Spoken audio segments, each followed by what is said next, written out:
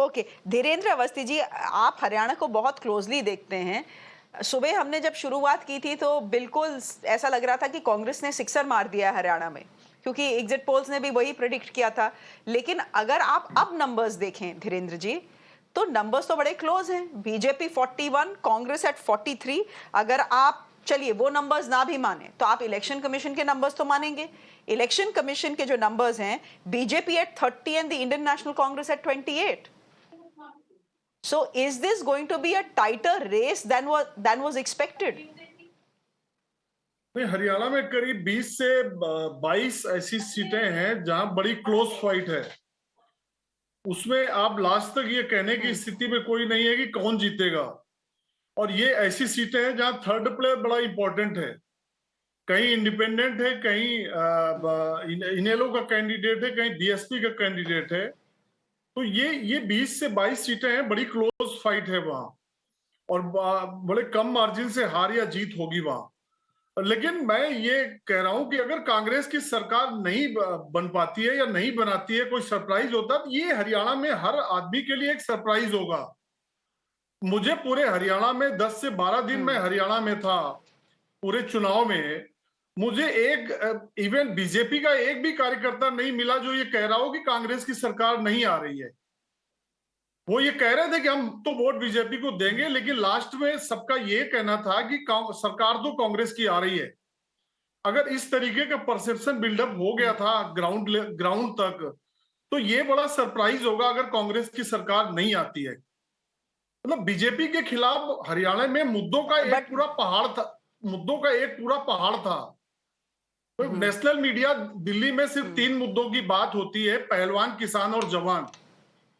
लेकिन इन 3 मुद्दों से अलग स्टेट में बड़े मुद्दे थे यहाँ। अब वो मैं प्रॉपर्टी आईडी की बात करूं, इतना बड़ा मुद्दा था यहाँ, कई लाख कंप्लेन थी।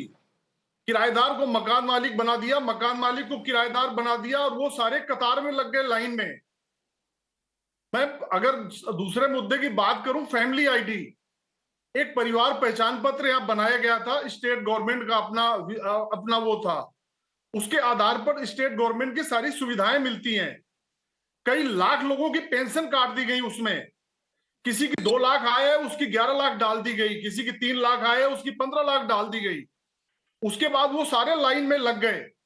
ओपीएस ओल्ड पेंशन स्कीम का एक बड़ा सवाल था हरियाणा में। सारे सरकारी कर्मचारी, 4 लाख करीब सरकारी कर्मचारी हैं। अगर आप 4 से मल्टीप्लाई कर ले तो 16 लाख हो जाता है। ये सारे सरकारी कर्मचारी इस बात को कह रहे थे कि जो हमारे साथ है हम उसके साथ हैं। और वो कांग्रेस पार्टी थी जो ये खुल के कह रही थी कि हम ओपीएस का सवाल पूरा करेंगे, मांग उनकी पूरी करेंगे। तो ये एक ऐसे मुद्दे थे कि जवान, पहलवान, किसान के अलावा ये बड़े मुद्दे थे। पोर्टल सरकार, लोग कह रहे थे कि पोर्टल सरकार हो गई हरियाणा की सरकार, फिर इस सरकार की जरूरत क्या है, पोर्टल से चला ली जाए सरकार।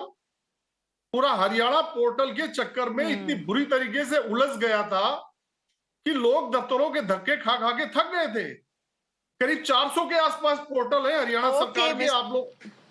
आप लोगों को विश्वास नहीं होगा कि काफी समय पहले विधानसभा धीरेन्द्र में जी, but what was हरियाणा की being billed सरकार as ने a very जानकारी, close fight, Dhirendra ji, what was being billed as a very close fight till yesterday, till even 8:45 this morning.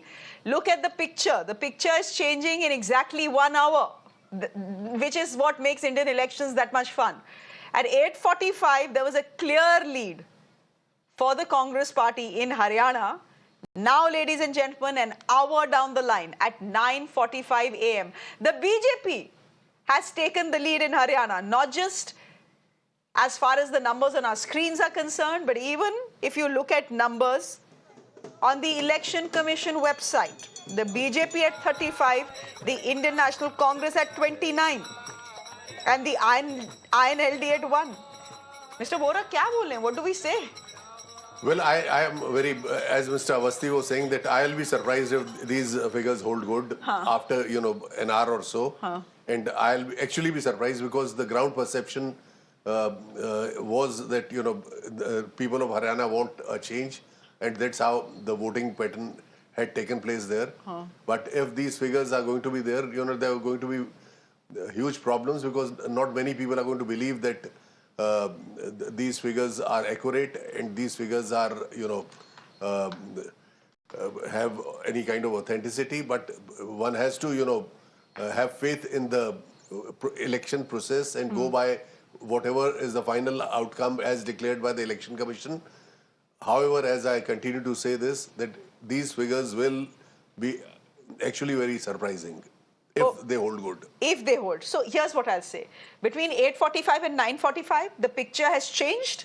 Who's to say that between 9:45 and 10:45 the picture will not change again? Yeah, no one can say that, yeah. No one can say that. So again, if we thought that this election will be clear by 10 o'clock, it's not going to happen, ladies and gentlemen. We'll have to wait at least till 12 o'clock. Would you say, Mr. Vora?